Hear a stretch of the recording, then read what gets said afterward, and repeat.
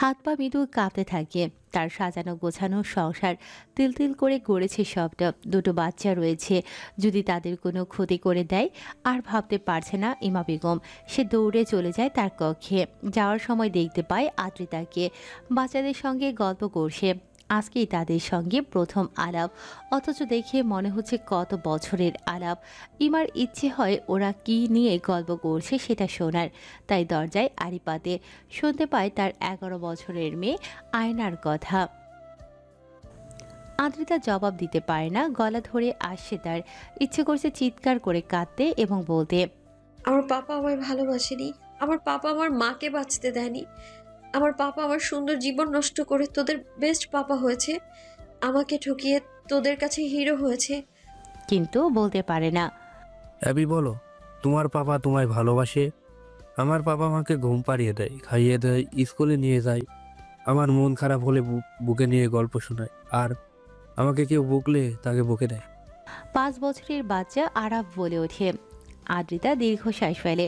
আরাফের মাথায় হাত বুলিয়ে বলে, আমাকে কখনো কেউ ভালোবাসেনি, আমার কোনো ইচ্ছে কখনোই কেউ পূরণ করেনি, আমাকে কেউ কখনো বুকে টেনে নেয়নি। এই পৃথিবীর সব থেকে হতভাগা মানুষটা আমি, আমার পাপা মাম্মাম কেউ নেই। আয়ানা বলে, আমাকে ভালোবাসলে পাপ হবে, তাই তারা তাদের নতুন ভালোবাসা খুঁজে নিয়েছে। ইমা বেগম চলে যায়। রকিং চেয়ারে বসে একের পর এক সিগারেটে টান দিচ্ছে আবরার। দৃষ্টি দূর আসমানে থালার মতো ভেসে থাকে চাঁদের পানে। চাঁদের গায়ে কিছু একটা রয়েছে, ঠিক কী করেছে সেটাই বোঝার চেষ্টা করছে হয়তো। সিয়াম আবরারের পাশেই বসে আছে, মনটা তার বড্ড খারাপ। নিজ জন্মভূমি বাংলাদেশ, এখানেই কেটে গিয়েছিল দীর্ঘ 24টি বছর। মা বাবা পরিবার সবই রয়েছে, তবে কেউই তার আপন নেই। তার জন্য কেউ অপেক্ষা করছে না। এই তো এয়ারপোর্ট থেকে কল করেছিল মায়ের নাম্বারে, তাকে জানালো বাংলাদেশে আসার খবর। তিনি মোটেও খুশি হলো না, বরং ব্যথিত স্বরে বলল, ব্যাস কল কেটে দেয়। আপনার গম্ভীর স্বরে বলে, ফাকিং ফ্যামিলি ড্রামা নিয়ে 100 হাত দূরে থাকবে। ডিসকাস্টিং লাগে। যাদের তোকে প্রয়োজন নেই তাদেরকে তোর প্রয়োজন কেন? সিয়াম একটু হাসে, তারপর দীর্ঘ শ্বাস ছেড়ে বলল, আম্মু তার নতুন সংসার নিয়ে বিজি, ভেবেছিলাম একটু দেখা করব, এইটুকুই। আচ্ছা তুই বল প্ল্যানিং কি? মাকে আনবি কবে? আজকে রাতে। কি বলিস? কেমনে কি প্ল্যানিং তো বললি না। আদ্রিতার প্রপার্টি 10% শ্বশুর নামে রয়েছে। আজকে তাকে দিয়ে পেপারসে সাইন করিয়ে নেব। দেন কালকে সব প্রপার্টি এতিম বাচ্চাদের নামে দান করে সুইজারল্যান্ড ব্যাক করব। তুই টিকিট কেটে রাখিস। সিয়াম গালে হাত দিয়ে কিছু একটা চিন্তা করে। জাস্ট এইটুকুর জন্য বাংলাদেশে আসলে? সিগারেটে শেষ টান দিয়ে সেটা শূন্যে ছুঁড়ে মারে আবরার। তারপর ধোঁয়া ওড়াতে ওড়াতে বলে, হুম, আবরার, আমি একটা কথা বলতে চাই। বল। দেখ ভাই, টমি, ইনা, টিমা আর আরিফ কত কাণ্ড ঘটালো। আমার মা আর তোর বউকে কিডন্যাপ করলো। ওদের এমনি এমনি ছেড়ে দিবি? ব্যাপারটা ভালো দেখাবে না। তার থেকে ভালো হয় না টনির সাথে ইমার বিয়ে দিয়ে দিলাম, আরিফ ছেঁকা খেলো আর আমরা মজা পেলাম। আবরার ঠোঁট বাগিয়ে হাসে, হাত এগিয়ে এলোমেলো করে দেয় সিয়ামের চুলগুলো। Good idea. Wait a minute. Pocket থেকে ফোন বের করে আবরার ডায়াল করে কারো নাম্বারে। রিং হতেই কলখানা রিসিভ হয়। হ্যালো শ্বশুর বেয়াদব বউ, আবরার তাসনিনের পাখি কি করছে? ইমা বেগম জিভ দ্বারা ঠোঁট ভিজিয়ে বলে, দ্যাটস গুড। রাত জাস্ট 12টা 5 মিনিটে পাখিকে সুইমিং পুলে পাঠিয়ে দেবেন। এগেন রোমান্সের ক্রেভিং উঠছে। ইমা বেগমের ইচ্ছে করে বলতে, কিন্তু বলতে পারে না, কারণ এটা বললে আবার কি না কি বলে বসবে। ইয়েস, সময় নেই, আমার বউ চাই। অ্যাকচুয়ালি বউটা তো ছোট, ডার্ক রোমান্স সহ্য করতে পারে না। কাছাকাছি থাকলে সারাক্ষণ ক্রেভিংস উঠতেই থাকবে। আই থিঙ্ক বুঝছেন কি বলতে চাচ্ছে। বলেই কল কাটে। সিয়াম ভ্রুকুসকে তাকিয়ে আছে। এটা কি হলো? সুইমিং পুলে কি করবে? আবরার আরেকটা সিগারেট ঠোঁটে গুজে তাতে আঙুল জ্বালাতে জ্বালাতে জবাব দেয়, চুমু খাবো, হট হট ফিল করছে। মনে মনে কঠিন কিছু গালি আওড়ায় সিয়াম আর মুখে বলে, ভাই, তোরে অতিরিক্ত নিকনিকের ঠেলায় কবে জানি আদ্রিতা পটল তুলবে, তখন কি করবি? আবরার জবাব দেয় না। কি আর করবে, সেও পটল তুলবে। তারপর দুজন মিলে আসমানে গিয়ে রোমান্স করবে। আমান আহাদ ইভান চলে এসেছে বাংলাদেশ। হজরত শাহজালাল আন্তর্জাতিক বিমানবন্দরে উপস্থিত হয়ে তবেই কল করেছে আবরারকে। আগে থেকে বললে সোজাসাপটা বলে দিত, কিন্তু ওরা বাংলাদেশ দেখতে চায়, অতি চেনা জন্মভূমির দমকা হাওয়ার নিজেদের গা ভাসাতে চায়, পুরনো পিছু টান ফেলে আসা অতীত সবকিছুকেই আবার ফিল করতে চায়। আবরার বাংলাদেশে এসেই একটা বাইক এবং একটা BMW কার কিনেছে। বাইকটা বেসিক্যালি তার জন্য আর কার বন্ধুদের যাতায়াতের সুবিধার্থে। ছোট থেকেই বাইকের প্রতি আলাদা উইকনেস রয়েছে আবরারের। সুইজারল্যান্ডেও কিনেছিল 2খানা বাইক, বাট কোম্পানি বড় হওয়ার সঙ্গে সঙ্গে আবরার তাসনিন থেকে তাসিন হওয়ার সঙ্গে সঙ্গে বাইকের নেশা কেটে গিয়েছে। কিনেছে বিভিন্ন নামি দামি কার।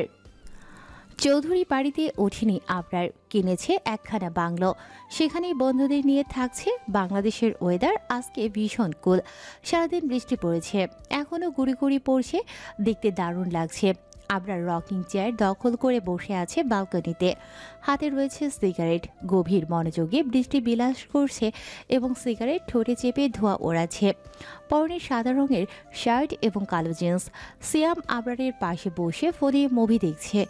এই মুহূর্তে কোনো দিকেই তার মনোযোগ নেই। সে বছরখানেক আগে দেখেছিল মাই ফল্ট মুভির কাহিনী, রোমান্স এবং হিরোইন সব কিছুই রাতে ঘুম হারাম করে দিয়েছিল সিয়ামের। অবশ্য মুভিখানা আবরারই সাজেস্ট করেছিল তাকে। সেই মাই ফল্ট এর সেকেন্ড সিজন ইউর ফল্ট নামে এসেছে। সেটা এতদিনে ইউটিউবে অ্যাভেলেবেল ছিল না, বাট কাল রাতেই আপলোড হয়েছে একটা চ্যানেল থেকে, সেই দেখছে আপাতত। আমান আহাদ এবং ইভান ঘুমোচ্ছে। অনেকটা পথ জার্নি করে আসার ফলে বড়ই ক্লান্ত ওরা। সিগারেটের শেষ টান দেওয়ার পরে সিয়ামকে খাল করে আবরার। সিগারেটের ছোট্ট অংশ শূন্যে ফেলে ধোঁয়া উড়িয়ে বলে, কি দেখছিস? উফ আব্বা, কি কমু, মুভি দেখছি না কি মাখন দেখছি বুঝতে পারছি না। আবরার সিয়ামের হাত থেকে ফোনখানা টেনে নেয়। মুভির একটা গভীর অংশ দেখতে পায়।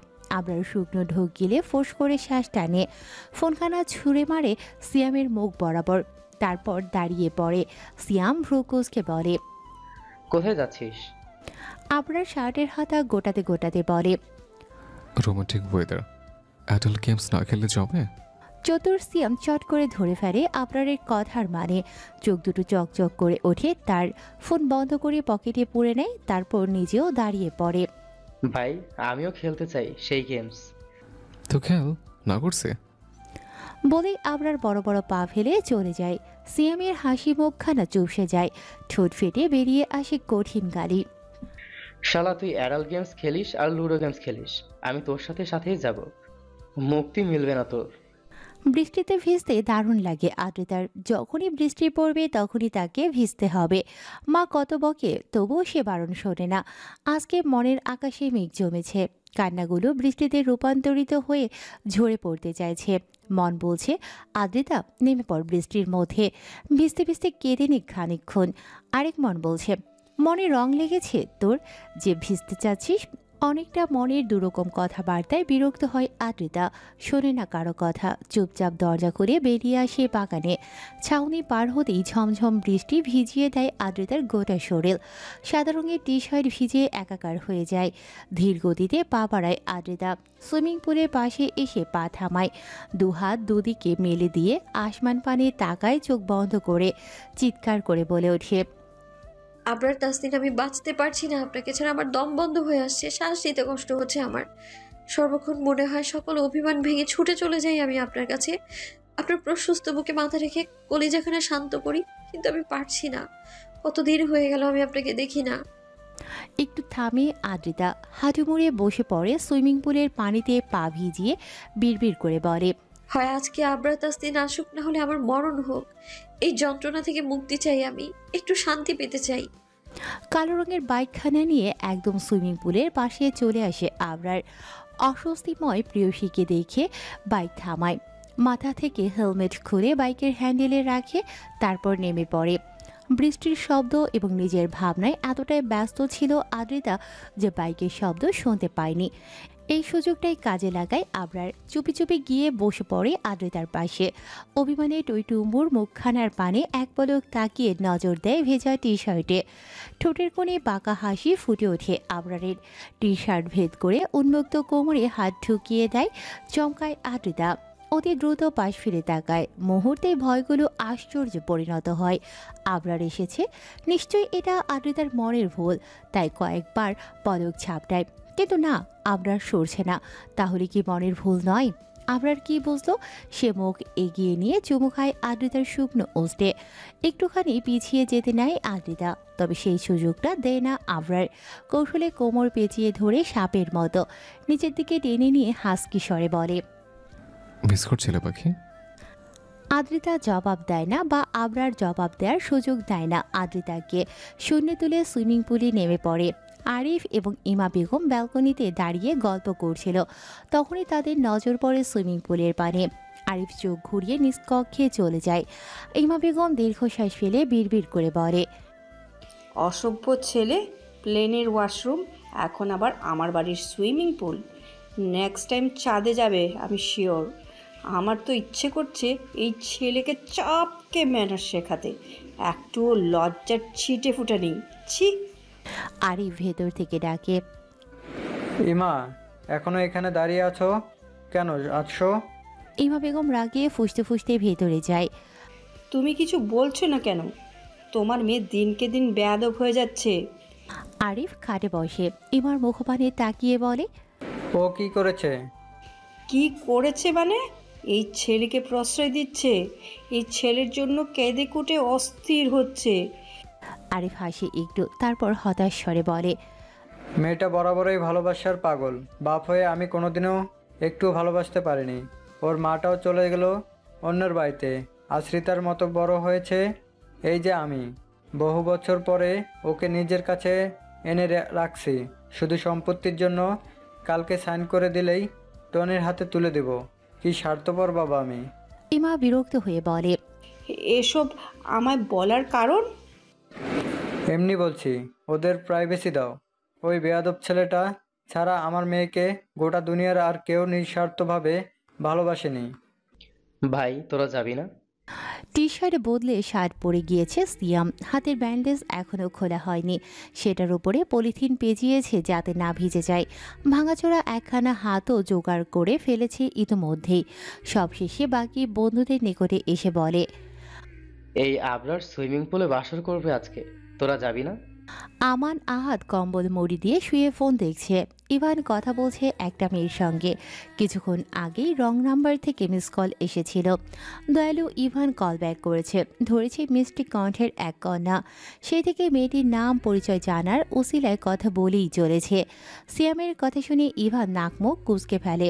কলখানা হোল্ড করে বলে, ছি সিয়াম ছি, তুই এতটা অশ্লীল হয়ে গেছিস যে মা বাবার বাসু দেখতে যাবি? আমান হাই তুলতে তুলতে বলে, আমি যেতাম ভাই, কিন্তু বৃষ্টির মধ্যে দাঁড়িয়ে দাঁড়িয়ে বাসর দেখলে নিজেরও ট্রেডিং উঠবে, তখন কি হবে? আহাদ বলে, মানুষের বাসা থেকে কি হবে? নিজে তো এখন পর্যন্ত একটা চুমুও খেতে পারলাম না। সিয়াম হতাশ হয়। এরকম আনরোমান্টিক বন্ধুগুলোই কপালে জুড়েছিল। এদের দিয়ে কি হবে? কোনো কাজের না। মুখ বাঁকায় সিয়াম বলে, ভাই, তোরা মেয়ে পাবি কি করে? রোমান্টিক শব্দের কত বুঝিস না। ইভান চট করেই বলে, শালা আগে বানান শেখ, রোমান্টিক শব্দে ক নেই। তোর মুখটা বন্ধ রাখ। জ্ঞানী ব্যক্তি কথা বলতে শুরু করলে কথার মধ্যে নারী ভুড়ি ঢোকানো ব্যাড ম্যানার্স। আমান বলে, ওয়েট এ মিনিট, এখানে জ্ঞানী কে? আমি সহ তোরা সবাই তো মূর্খদের বাপ। হতাশ সিয়ামের বিরক্তি বেড়ে যায়। ফোঁস করে শ্বাস ফেলে বলে, জীবনেও বিয়ে হবে না তোদের। বাচ্চার মুখ দেখার সৌভাগ্য তোদের নেই। কলিকাতা হারবাল ছাড়া তোরা অচল, শালার দল। বলে সে প্রস্থান করে। যাবে না আবরারের বাসর দেখতে। মির্জাফরের দল মনটাই ভেঙে দিল। কোথায় ভেবেছিল সবাই মিলে যাবে, চুপি চুপি দেখবে আবরার তাসনিম কিভাবে রোমান্স করে, কোথা থেকে শুরু করে। কোমর অবধি নীল রঙের পানি। অবশ্য পানি নীল নয়, গোটা পুলটাই নীল রং দ্বারা সাজানো হয়েছে বিধায় পানিও নীল দেখাচ্ছে। আবরারের পরনের সাদা রঙের শার্টখানা ভিজে গায়ের সঙ্গে লেপ্টে গিয়েছে। বড় বড় চুলগুলো ভিজে জুবুথুবু হয়ে কপালে ছড়িয়ে ছিটিয়ে রয়েছে। গোলাপি অধর জোড়ায় ফোঁটা ফোঁটা পানি। আদ্রিতা শুকনো ঢোক গিলে পলক্ষীন দৃষ্টিতে তাকিয়ে থাকে আবরারের মুখপানে। ইচ্ছে করে গভীর চুবো এঁকে দিতে ওই অধর জোড়ায়, শার্টের বোতাম খুলে উন্মুক্ত বুকে ঠোঁট ডুবিয়ে দিতে, বড় বড় চুলগুলো মুঠো করে ধরে লম্বা মানবকে নিজের দিকে ঝুঁকাতে, কিন্তু পারছে না। মনের মধ্যে পুষে রাখা অসংযত রাগ বাধা দিচ্ছে। তীব্র ধিক্কার জানিয়ে বলছে, আদ্রিতা, এই মানুষটিকে এড়িয়ে চল। তাকে কড়া কথায় শুনিয়ে চলে যা নিজ কক্ষে। থাকিস না তার সামনে। সে কালো জাদু জানে, এখনই তোকে বশ করে নেবে। আদ্রিতা নিজের মনের কথা শোনার আগেই বোধহয় কালো জাদু করে ফেলল আবরার। উন্মুক্ত কোমরে হাতের বিচরণ গাঢ় হয়, কোমরের এক পাশ হতে অন্য পাশের বিচরণ করে, পরপরই বড্ড আয়েশের সঙ্গে হাতের বিচরণ উপরে উঠাতে থাকে এবং হাসকি স্বরে বলে, পাখি, can I kiss you? I cannot. বাকিটা শেষ করার আগেই অবশ্য এক কাণ্ড ঘটিয়ে ফেলে আদ্রিতা। আবরারের শার্টের কলার ধরে টেনে একটুখানি ঝুঁকিয়ে নেয়, তারপর তার পায়ের উপর পা দিয়ে নিজের উচ্চতা একটুখানি বাড়িয়ে নেয় এবং কালো রঙের ছোট ছোট ঘন দাড়ির মাঝে থাকা গোলাপি অধর জোড়ায় নিজের অধর ছোঁয়। ব্যাস এইটুকুই। এর বেশি কিছু করার সাহস বা শক্তি কোনোটাই নেই আদ্রিতার।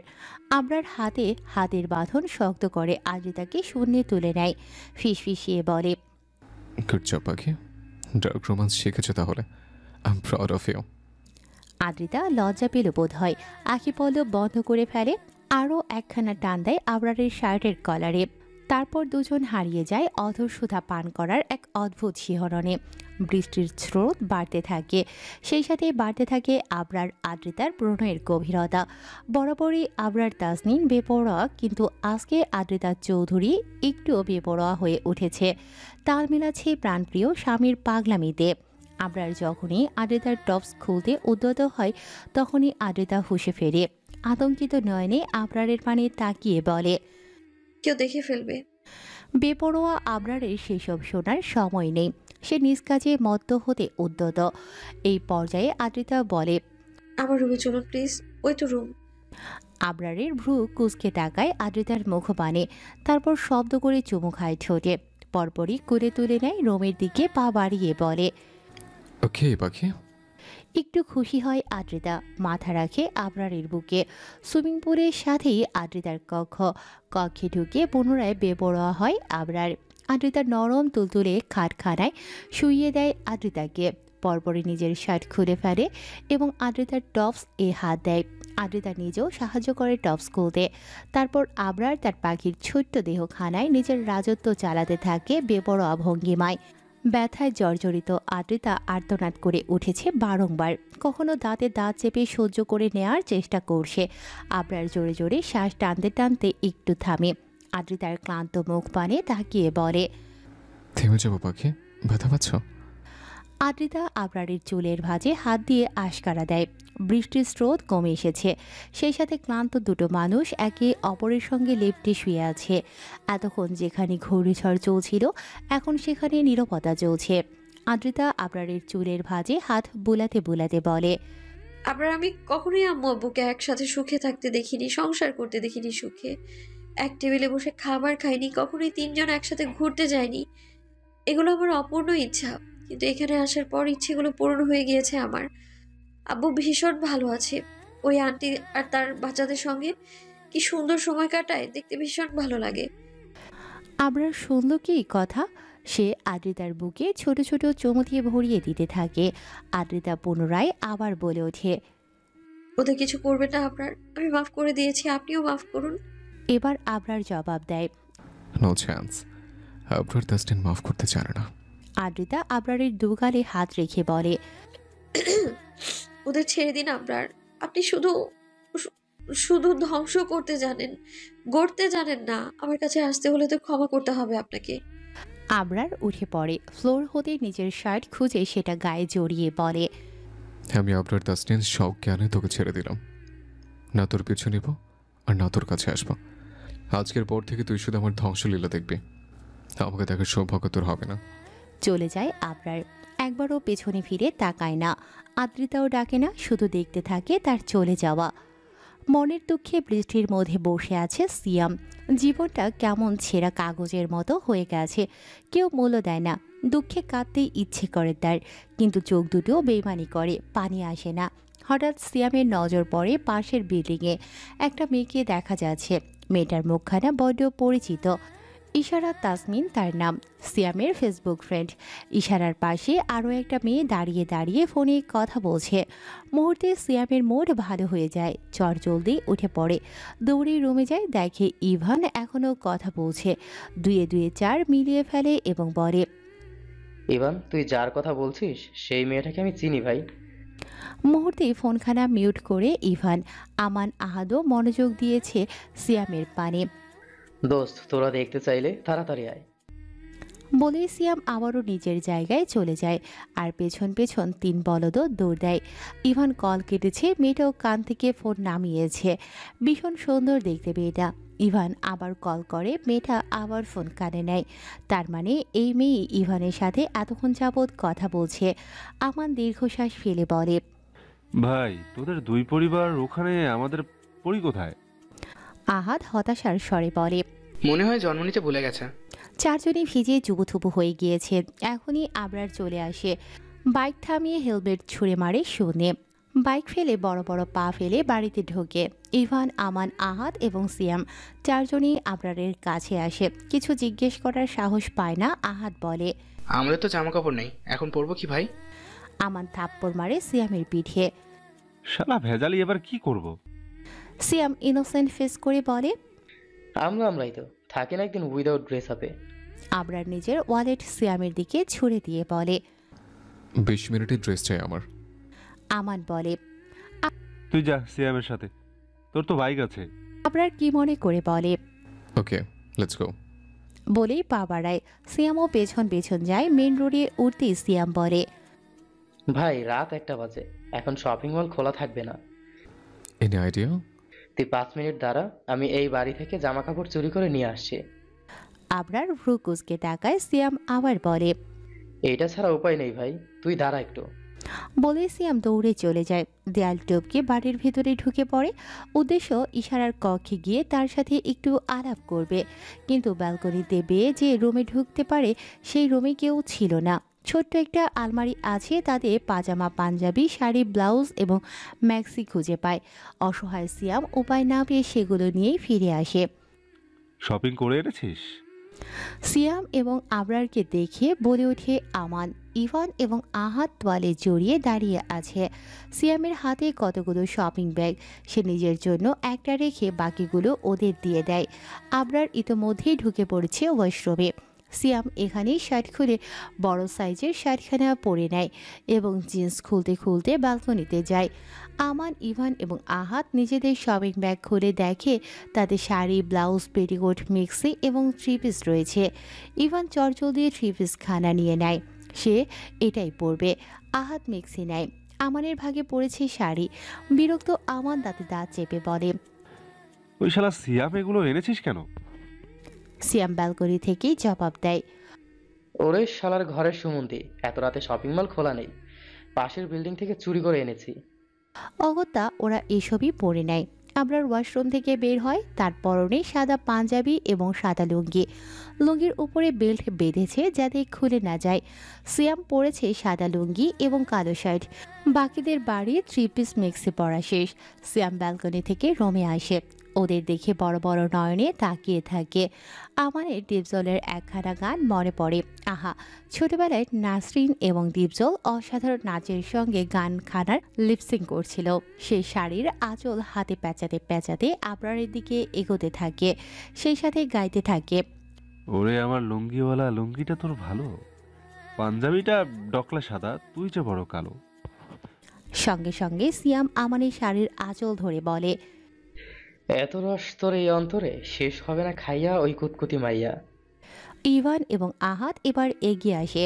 আহাদ আবরারের লুঙ্গি ধরতে যেতেই আবরার কঠিন নজরে তাকায়, তো সে লুঙ্গি বাদ দিয়ে পাঞ্জাবি ধরে এবং বলে, প্লেনে চড়াইছি কত গাড়িতে, আজকে আমি হাওয়াতে দুইলা আইছি তোর বাড়িতে। সিয়াম আমানকে ছেড়ে আহাদের কাছে আসে, তার থুতনি ধরে বলে। ওই নাম কি তোর? ইভান জবাব দেয়। কুতকুতি। কাম কি তোর? কুতকুতি। আজকে প্রেমের কুত কুত খেলমু, দেখবে আপনার চাইয়া, হই কুতকুতি মাইয়া। বিরক্ত আবরার চোখ মুখ কুঁচকে বলে। ভাই তোর এই ছিমার্কা গান কোত্থেকে পাস? সিয়াম বলে। কোত্থেকে পাই মানে? কুতকুতি মাইয়া গানের লেখক সিয়াম আহমেদ, সুর দিয়েছে আমান, মিউজিক বাজিয়েছে ইভান, আর তাল দিয়েছে আহাদ। কি রে তোরা বল? আবরার সেখান থেকে চলে যেতে যেতে বলে। ফার্স্ট টাইম তোর চাপাবাজি বিশ্বাস করলাম। এরকম জঘন্য গান তুই ছাড়া আর কেউ লিখতেই পারে না। সুখগুলো দিলাম তোমায় সাজিয়ে, রেখো যত্নে, আমি তোমার আপন ছিলাম বুঝবে তুমি কবে। অবহেলা আর অপমানের হৃদয়ে করলে আঘাত, ভালোবাসার পরিবর্তন দুঃখই শুধু পেলাম। ব্যথায় জর্জরিত দেহ খাটা, অশ্রুকণায় টৈটুম্বুর, আখি পল্লব 103 ডিগ্রি জ্বর শৈলী নিয়ে পড়ার টেবিলে বসেছে আদ্রিতা। নিজে পড়ালেখা করার জন্য নয়, নিজের মধ্যেই লুকিয়ে থাকা কিছু তিক্ত বক্তব্যগুলো কাগজে কলমে প্রকাশ করার জন্য। গায়ে এখনও বিছানায় থাকা চাদরখানা জড়িয়ে আছে, ঠোঁটের কোণে রক্তগুলো শুকিয়ে জমাট বেঁধেছে, গলায় জল করছে আবরারের দেয়া ক্ষত চিহ্ন। কাপা কাপা হাতে কলম নাড়িয়ে লিখতে শুরু করে। প্রিয় আব্বু, তুমি আমার ভীষণ প্রিয় ছিলে, এখনো আছো। ছোটবেলায় বুঝতাম না তুমি কি করেছো, কি তোমার অপরাধ। সব তো ঠিক ছিল, তুমি আমি আম্মু তিনজন মিলে সুন্দর সংসার ছিল। সারাদিন শেষে তুমি একবার কল করতে, আমি আর আম্মু সেই কলের জন্যই অপেক্ষা করতাম। যেন সারাদিন আমি আর আম্মু পরিকল্পনা করতাম কি কি বলবো তোমায়। সারাদিন দুজন মিলে কি কি করেছি তার গল্প শোনাবো। কিন্তু তুমি যখন কল করতে 2 মিনিট কথা বলেই কলটা কাটতে। ভীষণ মন খারাপ হতো আমাদের, মাঝে মধ্যে আম্মু কাঁদতো জানো, কিন্তু আমি কাঁদতাম না, বরং আম্মুর উপর রাগ হতো। কেন কাছে সে? হয়তো তোমার কাজের চাপ বেশি। কিন্তু সেই দিন আন্টিটার সাথে তোমায় দেখেছিলাম, সেই দিন বুঝতে পারলাম তোমার ব্যস্ততা আসলে কোথায়। জানো আব্বু, আম্মু মরে যাওয়ার পরে আমার দিনগুলো খুব খারাপ কেটেছে। কেউ কথা বলার ছিল না। আমি চাইতাম তুমি আসো, আমার সাথে কথা বলো, কিন্তু তুমি তো আসতে না। জানো আব্বু, সেই দিন যখন তোমায় এয়ারপোর্টে দেখলাম, ভেবেছিলাম দৌড়ে এসে আমায় জড়িয়ে ধরবে। এতগুলো দিন তোমার সঙ্গে ছিলাম, এই লোভে যে তুমি একবার আমায় মামুনি বলে ডাকবে, একবার মাথায় হাত বুলিয়ে দেবে, একবার ভালোবেসে আদর করবে। তোমার উপর আমার ভীষণ অভিমান জমে আছে। অনেক কিছু বলতে চেয়েছিলাম আমি তোমায়, এখন এখন আর বলতে ইচ্ছে করছে না কিছুই। শুধু এইটুকুই বলবো, তুমি ভালো থেকো, সুখে থেকো, সুস্থ থেকো। তোমার সন্তান আর স্ত্রীকে নিয়ে তোমার দিনগুলো সুন্দর কাটুক। আব্বু, আমি তোমায় এখনো ভীষণ ভালোবাসি। যতদিন বেঁচে থাকবো তোমায় ভালোবাসবো আমি। তুমিই তো আমার সুপারহিরো। ইতি, তোমার অপ্রিয় মেয়ে। লেখা শেষ করে একবার নজর বুলায় আদ্রিতা। সব ঠিকঠাক আছে তো? ঠিকঠাকই তো আছে, তবে কয়েক ফোঁটা চোখের পানি ভিজিয়ে দিয়েছে চিঠিখানা। তবুও লেখাগুলো স্পষ্ট বোঝা যাচ্ছে। তারপর চিঠিখানা খাটের উপরে রাখে যাতে উড়ে না যায়, সেজন্য বাটন ফোনখানা রেখে দেয় চিঠির উপর। আজকে থেকে তোমাদের সবাইকে মুক্তি দিলাম। আমি না থাকলে সবাই ভালো থাকবে। ইমা বেগম অনেকগুলো জামা কিনে দিয়েছে আদ্রিতাকে। সবগুলো নতুন জামার মাঝখানে আবরারের কিনে দেওয়া গাউনখানাও রয়েছে। সেই গাউনটা তুলে নেয়, বিছানার চাদর ফেলে জামাখানা পরে নেয়, অতঃপর গুটি গুটি পায়ে বেরিয়ে যায় এই বাড়ি থেকে। বৃষ্টির স্রোত এখনও কমেনি, কয়েক সেকেন্ডেই আদ্রিতা ভিজে গিয়েছে। আরিফ নিজের রুমের বারান্দায় দাঁড়িয়েছিল। কোনো এক অজানা কারণে তার ঘুম আসছিল না। হঠাৎ নজর পড়ে বাড়ির মেন গেইটে। আদ্রিতাকে বেরিয়ে যেতে দেখে বুকের ভেতরটা কেঁপে ওঠে ওনার। পিছু ডাকতে গিয়েও ডাকে না, যাক চলে। তিনি অতি দ্রুত চলে যায় আদ্রিতার কক্ষে। ওনার মনে হচ্ছিল কোনো না কোনো চিরকুট রেখে গিয়েছে আদ্রিতা। হৃদয়ে জমানো কথাগুলো বাবাকে বলে গিয়েছে। সিয়াম বড়ই চিন্তিত। সে ক্ষণে ক্ষণে আবরারের কক্ষে উকি দিচ্ছে। ইচ্ছে করছে কক্ষে ঢুকে পড়তে, কিন্তু ভয় পাচ্ছে যদি বকে বা মার দেয়। কিন্তু নিজের লোভী মনকে দমাতেও পারছে না। অবশেষে মনের সঙ্গে যুদ্ধ করে বুক ভর্তি সাহস নিয়ে কক্ষে ঢুকে পড়ে। আবরার রকিং চেয়ারে বসে আছে, দৃষ্টি শূন্যে, ঠোঁটের ভাঁজে সিগারেট, ডান হাত আঘাতপ্রাপ্ত, থেতলে গিয়েছে, টপ টপ করে রক্ত ঝরছে। শ্যাম বিচলিত হয়, কাভার থেকে ফার্স্ট এড বক্স বের করে আবরারের পাশে গিয়ে বসে। আঘাতপ্রাপ্ত হাতখানা আলতো করে ছুঁয়ে দিতে ব্যথিত স্বরে বলে, কি হয়েছে ভাই? নিজেকে কষ্ট দিচ্ছিস কেন? আবরার জবাব দেয় না। সিগারেটে শেষ টান দিয়ে সেটা ফেলে দেয় এবং তখনই আরেকটা সিগারেট নিয়ে সেটা ঠোঁটের ভাঁজে পুড়ে নেয়। লাইটারের সাহায্যে তাতে আগুন জ্বালায় এবং সুখময় টান দেয়। আমি কি খুব খারাপ সিয়াম? অসহায় শোনালো কি আবরারের কণ্ঠস্বর। আবরার তাসনিন সে সব সময় নিজের মনের কথা শোনে, কারো কমপ্লিমেন্ট পাওয়া পছন্দ নয় তার। সেই আবরার তাসনিন আজকে সিয়ামের কাছে নিজের সম্পর্কে জানতে চাচ্ছে। আশ্চর্য বিষয় না? সিয়াম তুলোয় স্যাবলন মাখিয়ে তা আবরারের হাতের ক্ষত স্থানে চেপে ধরে বলে, তুই খুব ভালো ভাই, আমার আবরার কখনো খারাপ হতে পারেই না। আবরার ঠোঁট বাঁকিয়ে একটু হাসে, তারপর ফোঁস করে শ্বাস নিয়ে বলে, সে ছোটবেলায় বাবা মারা গেল। বাবার মৃত্যুর আগের কাহিনীর সাক্ষী আমি। মা যখন আরিফ রহমানের সাথে কথা বলছিল, বাবার সঙ্গে আমিও দেখেছিলাম। ভেবেছিলাম মাকে কিছু বলবো, কিন্তু বাবা তার মাথায় হাত রেখে বলল, আবরার, তোকে আমার কসম, তাকে কিচ্ছু বলবি না। বাবার একটা কসম আমার থেকে বাবাকে কেড়ে নিল। সে একই কসম আজকে আদ্রিতা দিল। থামে আবরার। সিয়াম হাঁ করে তাকিয়ে থাকে আবরারের মুখপানে। চোখের কর্নিশ বেয়ে এক ফোঁটা অশ্রু কণা গড়িয়ে পড়ল। সেটা সিয়াম স্পষ্ট দেখে ফেলেছে আবরার কাছে। এই আবরার, আদ্রিতাকে আমি গিয়ে নিয়ে আসি। ভাই তুই কষ্ট পাচ্ছিস? আমি ওকে এনে দিতে পারবো, তুই শুধু একবার বল। আবরার সিয়ামের হাত ধরে। ওকে আমার চাই না। ওকে ছাড়া তুই 2 দিনও থাকতে পারবি না ভাই। ও তোর ভালো থাকার মেডিসিন। থাকতে না পারলে মরে যাব, তবু ওকে লাগবে না আমার। সিয়াম আর কিছু বলে না, চুপচাপ আবরারের হাতে ঔষধ লাগিয়ে দিতে থাকে। মনে মনে ভাবতে থাকে অন্য কিছু। আদ্রিতাকে আনতে হবে। কিভাবে আনবে? কোথায় আছে আদ্রিতা? আবরার আবার বলে, কালকে সুইজারল্যান্ড ব্যাক করছে, সব কিছু গুছিয়ে রাখিস। ব্যান্ডেজ করা শেষ। বক্স গুছিয়ে দাঁড়ায় সিয়াম। নিজের ভাঙা হাতখানা এগিয়ে আবরারের মাথায় হাত বোলায়। ভাই আমি সব ব্যবস্থা করে ফেলবো, তুই রেস্ট কর। বলে সিয়াম চলে যায়। আবরার এবার হেসে ফেলে, বিড়বিড় করে বলে, পাগল একটা।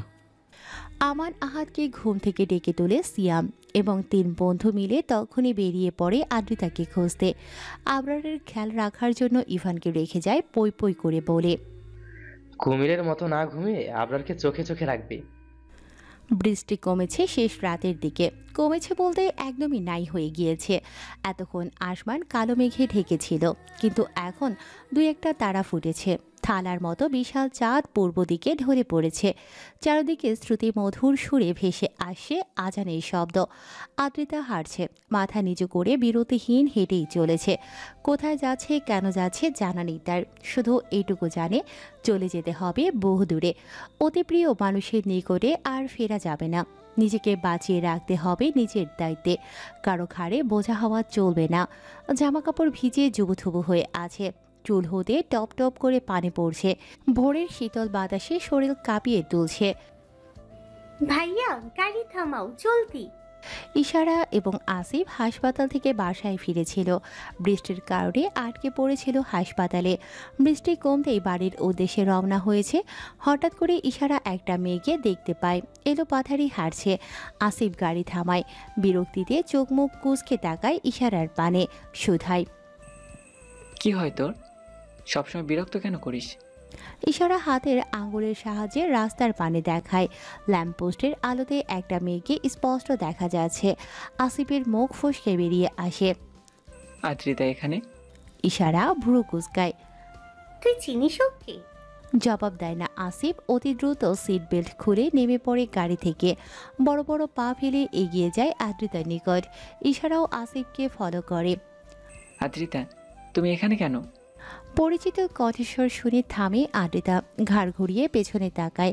আসিফকে দেখে একটু হাসার চেষ্টা করে বলে, এমনি এমনি এমনি কেউ এত রাতে রাস্তায় হাঁটে? পাগল ভেবেছো আমাদের? সত্যি কথা বলো, নাকি বাড়ির পথ ভুলে গেছো? ইশারার কথায় আদ্রিতা ঘাবড়ায়। নিজের দুর্বলতা বুঝতে দেয়া যাবে না, বলতে পারবে না। আবরার তাসনিন আমায় ফেলে চলে গেছে, এখন আমার যাওয়ার কোনো জায়গা নেই। আদ্রিতা? আসিফের ডাকে ভাবনার জগৎ থেকে বের হয় আদ্রিতা। থেমে থেমে বলে, বাড়ির পথ ভুলে গিয়েছি। আসিফের বিশ্বাস হলো না, তবুও তাকে পুনরায় ঘাটায় না, বরং বলে, গাড়িতে ওঠো, পৌঁছে দিচ্ছি। নাকচ করতে পারে না আদ্রিতা। বিনা বাক্যে মাথা নেড়ে সম্মতি প্রদান করে এবং ইশারার সঙ্গে গিয়ে গাড়িতে বসে। আসিফ ওদের পেছনে পেছনে যায়। ইশারা প্রচুর কথা বলে। সে তার মতো করে আদ্রিতাকে এটা ওটা বলেই যাচ্ছে। আদ্রিতা হ্যাঁ হতে জবাব দিচ্ছে। এক পর্যায়ে ইশারা বলে, তোমার বাড়িতে কে কে আছে? আদ্রিতা খানিকক্ষণ তাকিয়ে থাকে ইশারার মুখপানে। মনে মনে ভাবে, তার কি আসলে বাড়ি আছে? কেউ কি আছে তার ভালো সময় কিংবা খারাপ সময়ের সঙ্গে?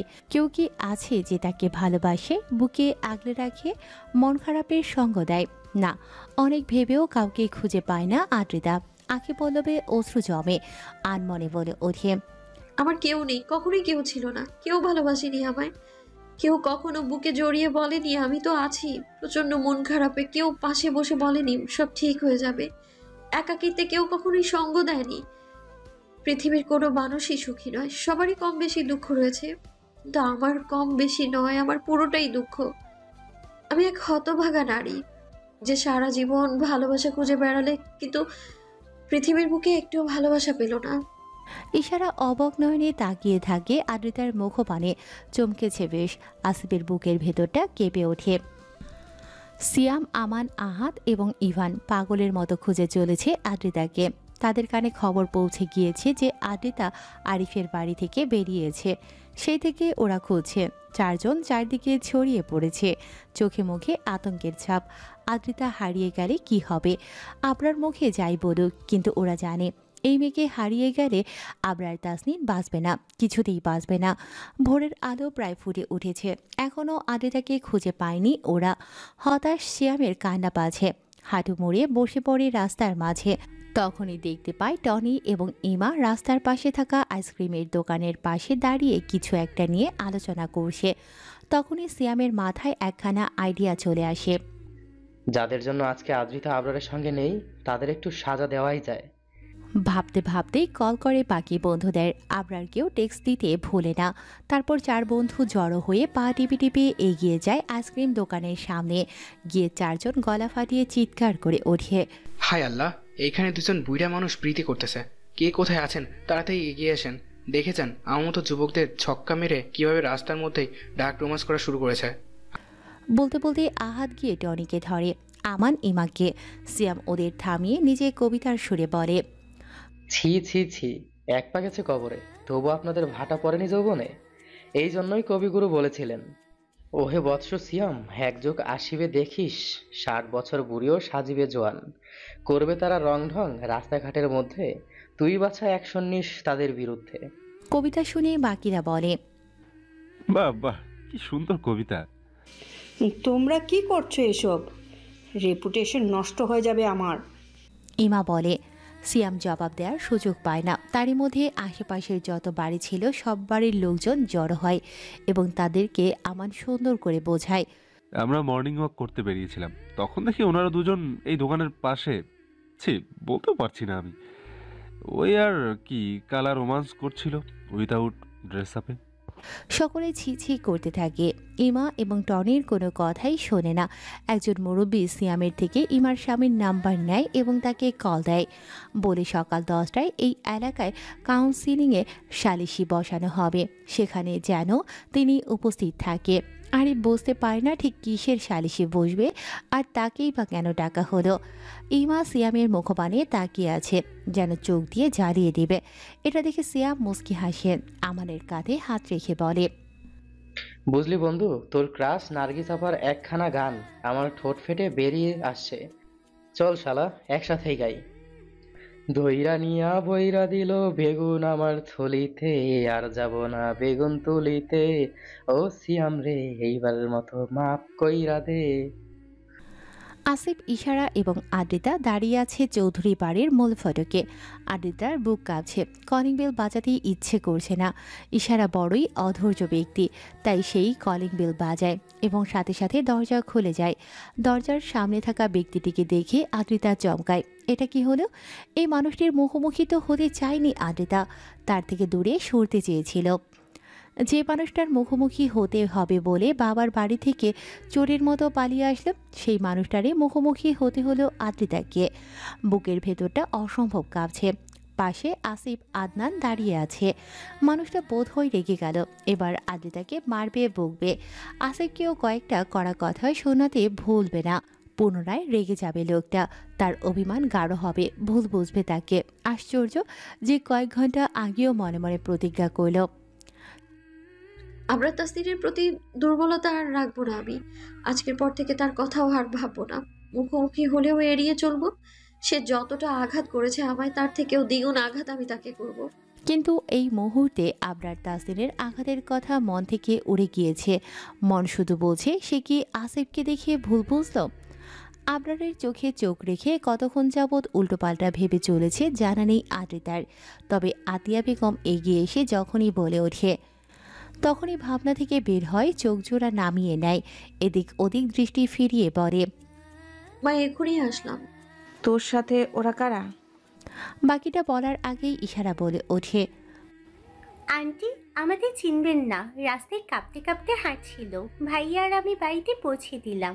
ঠিক আছে তাহলে আন্টি, আমরা যাচ্ছি, ভালো থাকবেন। আদ্রিতা নিজের খেয়াল রেখো। বলেই আসিফের হাত ধরে টেনে নিয়ে যায়। ইশারা চেনে আবরার তাসনিনকে, এমনকি আসিফের হাত ভাঙার রহস্যও জানে। তাই সে চাচ্ছে না তার ভাই এই লোকটার পাশাপাশি থাকুক। আতিয়া বেগম নিজের শাড়ির আঁচল দ্বারা আদ্রিতার মাথা মুছিয়ে দিতে দিতে বকতে থাকে, ঠান্ডা লেগে গেলে কে দেখবে তোমায়? নিজের প্রতি একটু যত্নশীল হতে পারো না? সারাক্ষণ আমার জানটা জ্বালিয়ে খাওয়ার ধান্দা। এমন বকা প্রায়ই শুনে আদ্রিতা। কখনো মন খারাপ হয় না, বরং মিষ্টি বকাগুলো ভালোই লাগে। মামা একটা ফিল পাওয়া যায়। কিন্তু আজকে কেন জানি মন খারাপ হয়ে যায়। আর চোখে এক পলক তাকায় আবরারের পানে। সে সিঁড়ি বেয়ে উপরে চলে যাচ্ছে। একবারও পেছনে ফিরে তাকানোর প্রয়োজন মনে করল না বোধ হয়। আদ্রিতাও অতি দ্রুত নজর ফিরিয়ে নেয়, মনে মনে বলে, আহ, নির্লজ্জ বেহায়া আদ্রিতা, মরে যা, তবুও আগুন দেখে ঝাঁপ দিস না। আতিয়া বেগম এবং আদ্রিতাকে নিয়ে আবরার কোথাও যাচ্ছে। সকালে ব্রেকফাস্ট শেষে আতিয়া বেগমকে উদ্দেশ্য করে বলে, পাখি এবং আপনি রেডি হয়ে নিন, বেরোবো আমরা। আদ্রিতা নিজের কক্ষে থেকে শুনতে পায় আবরারের বলা কথাগুলো। মনের মধ্যে ভয়রা দানা বাঁধে। ডিভোর্স দেওয়ার জন্য উকিলের চেম্বারে নিয়ে যাবে না তো? অসম্ভব ভয়ে কাঁপছে কলিজাখানা। মৃত্যু আসুক, তবু আবরার তাসনিনকে ডিভোর্স দিতে পারবে না সে, কিছুতেই না। আদ্রিতা তৈরি হয়ে নাও, বেরোবো আমরা। আতিয়া বেগম তাড়া দিয়ে বলে। আদ্রিতা মানা করার সাহস পায় না, শুধু আল্লাহ আল্লাহ করতে করতে জামা পাল্টে নেয়। এমনিতে গাড়ি ছাড়া কখনোই আবরার বাইরে বের হয় না, তবে আজকে হারছে, চোখে রোদ চশমা পরে নিয়েছে। আদ্রিতা আবরারের পেছনে।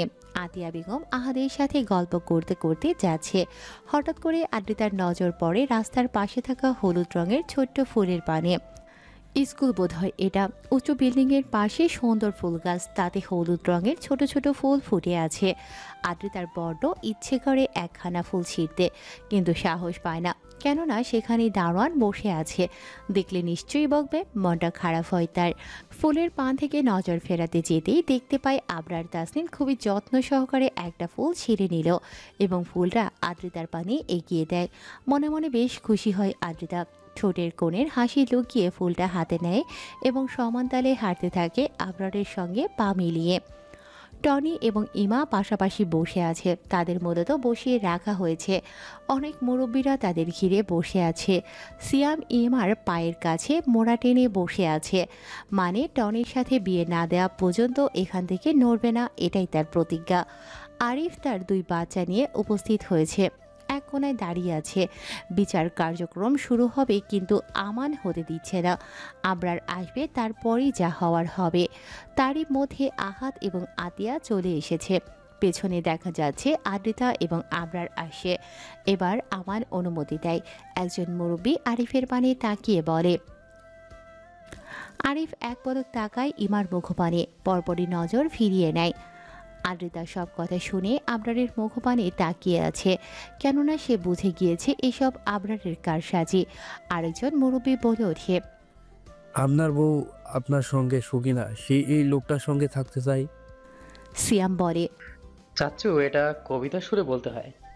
সুখনে আপনার বউ বিবাহিত জীবনে শখ জেগেছে লাং ধরার, নতুন করে ফুল ফুটেছে হৃদয় কাননে। বুড়ি সে হয়েছে ঠিকই, তবে মানের বয়স 16 তো। বাকিটা শেষ করার আগেই আমান মুখ চেপে ধরে সিয়ামের, ফিস ফিস করে বলে, চুপ কর শালা, তোর কবিতা পরে শুনবনি। আরিফ দীর্ঘশ্বাস ফেলে বলে, আপনাদের যা ভালো মনে হয় তাই করেন। বলেই সে তার বাচ্চা দুটো নিয়ে চলে যায়। ইমা অনেকবার পিছু ডাকে কিন্তু একবারও পেছন ফিরে তাকায় না। এলাকার মুরব্বীরা মিলে সিদ্ধান্ত নিয়ে ফেলেছে আগেই, এবার জানিয়ে দেয় শুধু, বলে ওনাদের বিয়ে দেয়া হবে। এরপর টনি এবং ইমাকে নিয়ে চলে যায় সবাই।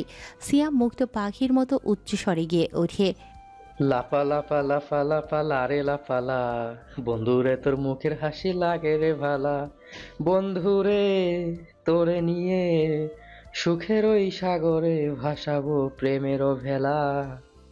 এই গানটা আজকে ইমা আর টনি শুনবে। আমান মুখ বাঁকিয়ে বলে, তুমি দিও না গো বাসর ঘরের বাতি নেভাইয়া, আমি অন্ধকারে বন্ধ ঘরে যাব মরিয়া। তারপর টনি বলবে, তুমি ভয় কেন পাও প্রাণ সজনী আমায় দেখিয়া। তারপর কি জানি ভুলে গেছি। আদ্রিতার দু চোখ বেয়ে টপ টপ করে পানি পড়ছে, রাগে শরীর কাঁপছে। আমরা তাসিন হার্টলেস জানতাম, কিন্তু আপনারা চারজন এতটাই খারাপ জানতাম না তো। ভীষণ খারাপ, আপনারা ভীষণ খারাপ। কেন করলেন এমনটা? আতিয়া বেগম দীর্ঘশ্বাস ফেলে আবরারের মুখ পানে তাকিয়ে বলে, তুই ওনাদের মেরে ফেলতিস সেটাই ভালো হতো, কিন্তু যেটা করলি। আবরার কপাল কুঁচকে বলে, সিয়াম ওদের ভিডিও দেখা। মেয়েরা বাবা ভক্ত হয়, বাবার প্রতি তাদের আলাদা একটা টান থাকে। হাজার অপরাধ করলেও মেয়েরা কখনোই তাদের বাবাকে ভুল বুঝতে পারে না বা ঘৃণা করতে পারে না। আদ্রিতার মা যখন মরে যায় তখন আদ্রিতা কেঁদেছিল, খুব কেঁদেছিল, কষ্টও হয়েছিল খুব।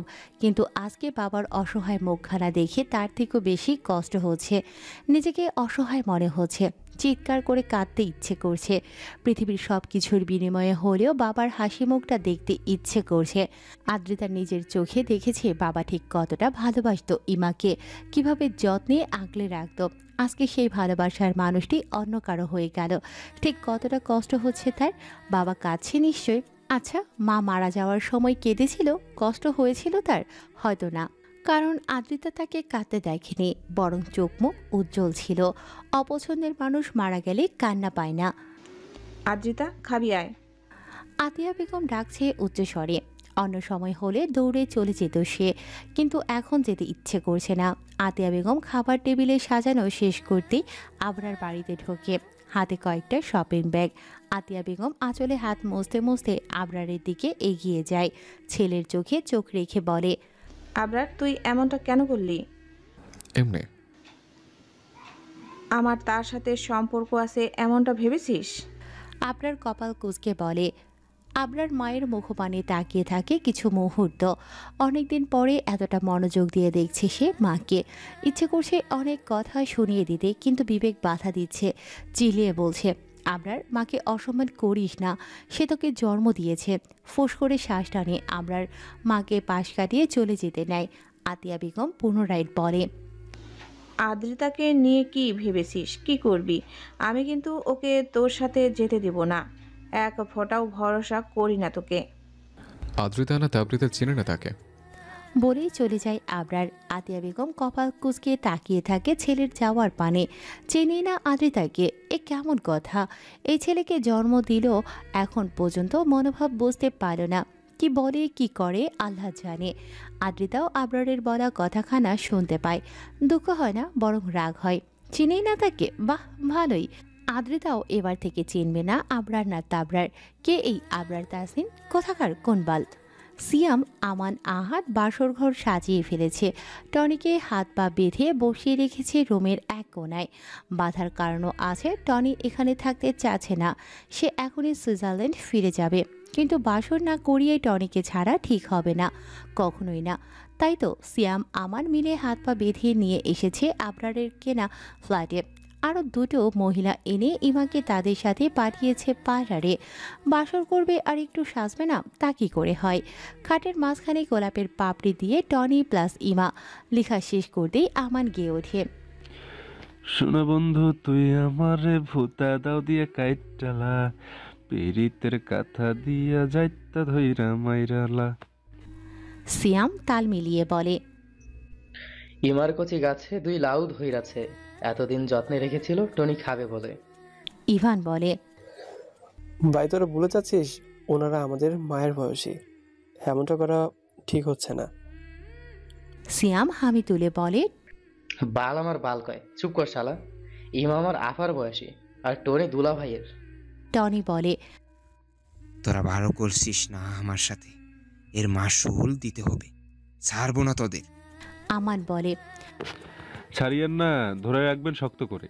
আপনার পাখির চরিত্র ভালো না, আপনি না ধরলে আবার নতুন নাগর খুঁজবে। একরাশ মন খারাপ নিয়ে রাস্তার এক কোণা দিয়ে হাঁটছে আদ্রিতা। কোথায় যাচ্ছে জানা নেই তার, তবে এই গোধূলি লগ্নে একা একা হাঁটতে ভালোই লাগছে। হাঁটতে হাঁটতে কখন যে কোর্টের কাছে চলে এসেছে বুঝতেই পারেনি। হঠাৎ আদ্রিতার নজর পড়ে আবরারের পানে। অ্যাডভোকেট আব্দুল মান্নান এর চেম্বার থেকে বের হচ্ছে। আব্দুল মান্নান ডিভোর্সের জন্য উপযুক্ত অ্যাডভোকেট। এই পর্যন্ত 123টা ডিভোর্স করিয়েছে নিজ হাতে। এই তো বছরখানেক আগে আদ্রিতার বান্ধবী সাইমার ডিভোর্স করিয়ে দিল। আবরার তার কাছে কেন গিয়েছে? তাদের ডিভোর্সের জন্য? সত্যি সত্যি আদ্রিতাকে ছেড়ে দেবে সে? সম্পর্ক নষ্ট করে ফেলবে? বুকের ভেতরটা অসম্ভব কাঁপতে থাকে আদ্রিতার। চোখের কোণে অশ্রুকণা জমা হয়। এখনই চিৎকার করে কাঁদতে ইচ্ছে করছে। এভাবে সবটা শেষ হয়ে যাবে? না না, এটা হতে পারে না, কিছুতেই না। হাতের উল্টো পিঠিয়ে চোখ মুছতে মুছতে আবরারের দিকে এগিয়ে যায় আদ্রিতা। সামনাসামনি দাঁড়িয়ে বলে, ডিভোর্স দিতে চাচ্ছেন আমায়? আবরার ভ্রু কুঁচকায়। চোখে থাকা রোদ চশমা মাথার উপরে তুলে বিরক্তির স্বরে বলে, ডিভোর্স পালন করতে পারো? এটা কি নাউন? বলো দেখে। আদ্রিতার রেগে চিল্লিয়ে বলতে যায়, আমার জীবন নিয়েছি। আবরার তাকে থামিয়ে বলে, সিন ক্রিয়েট করবি না, চাপকে গাল লাল করে দেবো।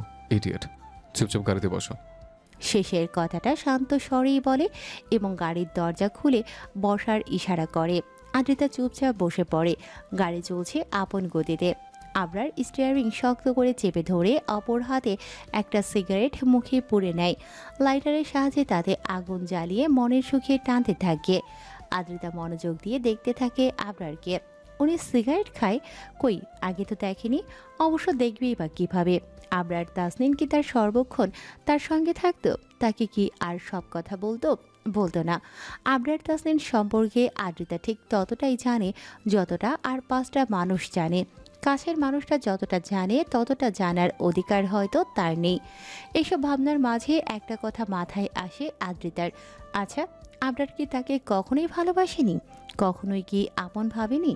সবশেষে কখনোই কি মনে হয়নি আদ্রিতা নামক অসহায় মেয়েটিকে নিজের কাছে রেখে দেই?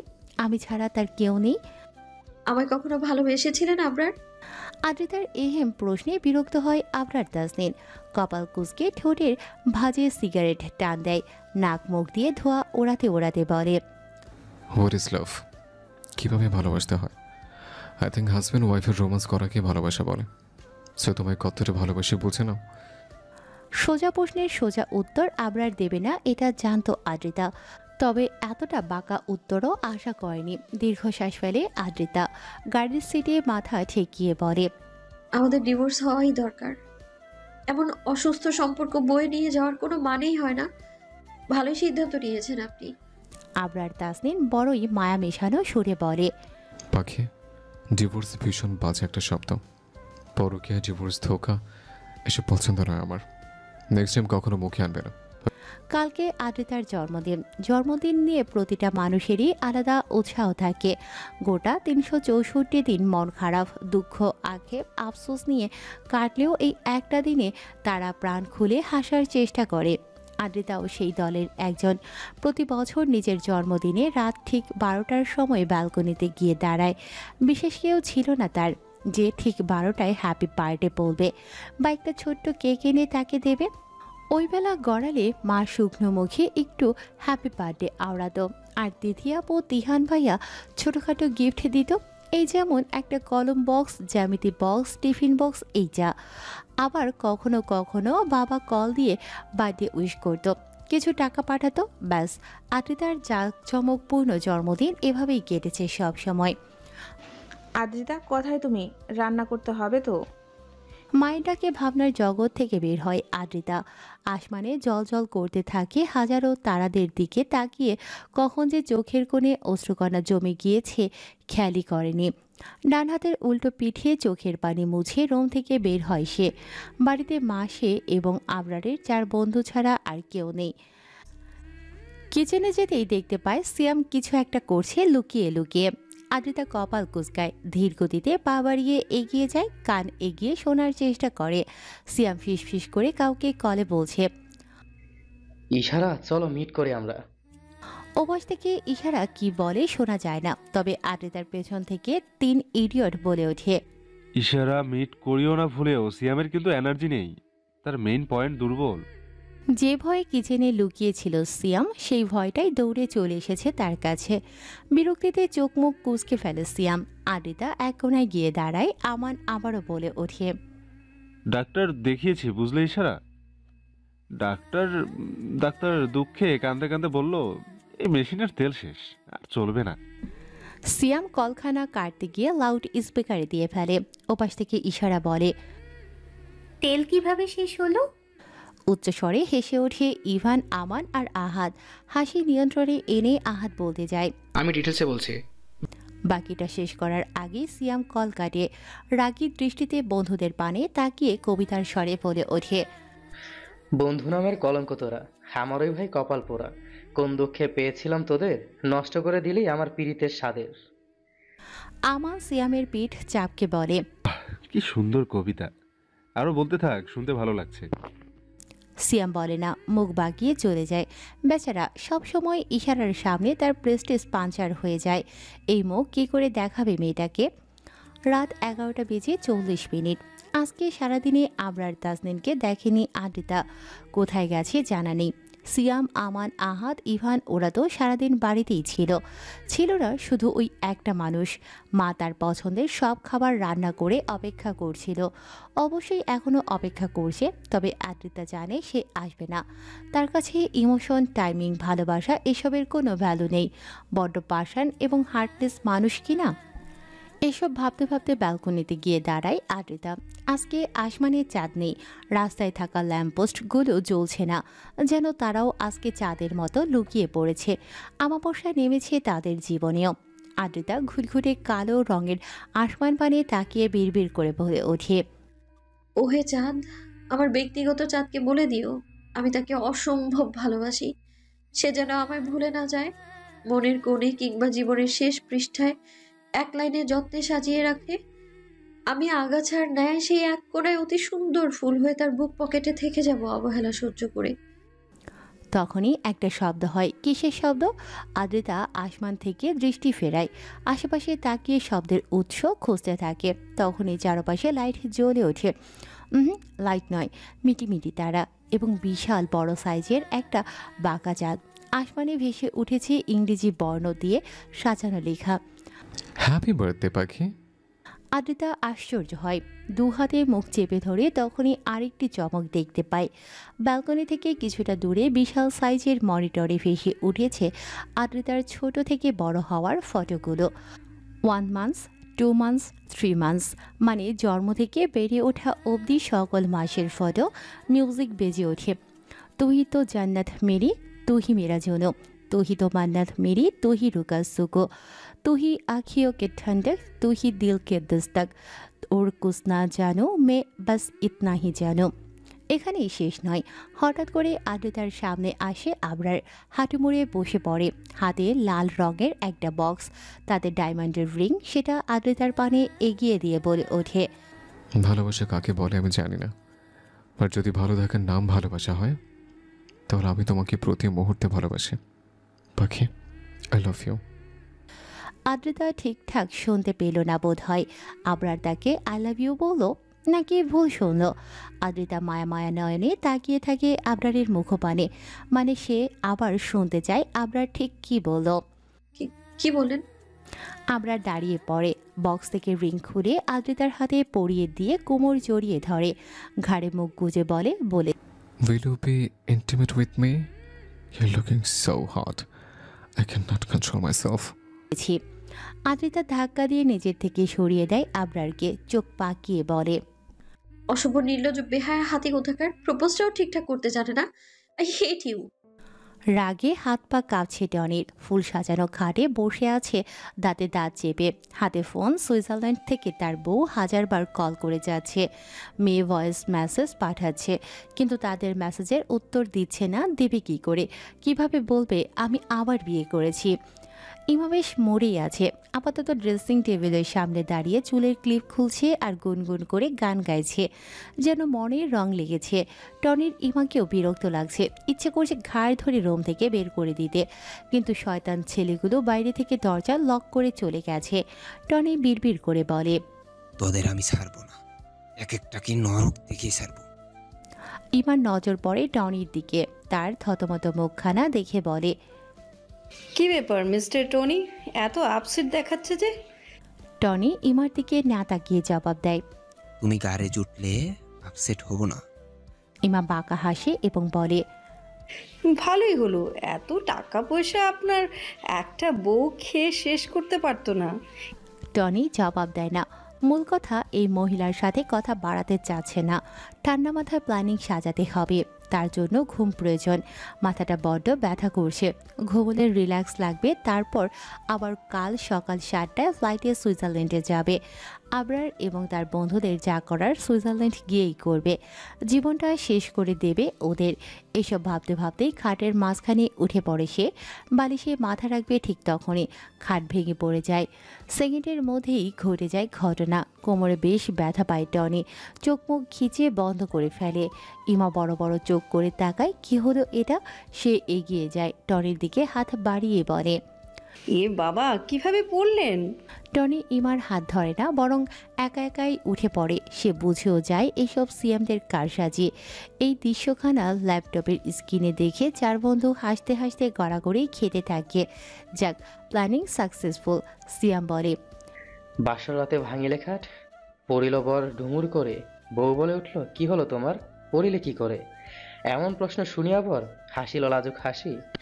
জবাব দিল, বউ গো এটা পাওয়ারের কার সাজি। এমন কথা শুনিয়া বউ পাইয়া গেল লজ্জা। বরের টাকে হাত বুলিয়ে বলে উঠল, চলো ফ্লোরেই করি ফুল সজ্জা।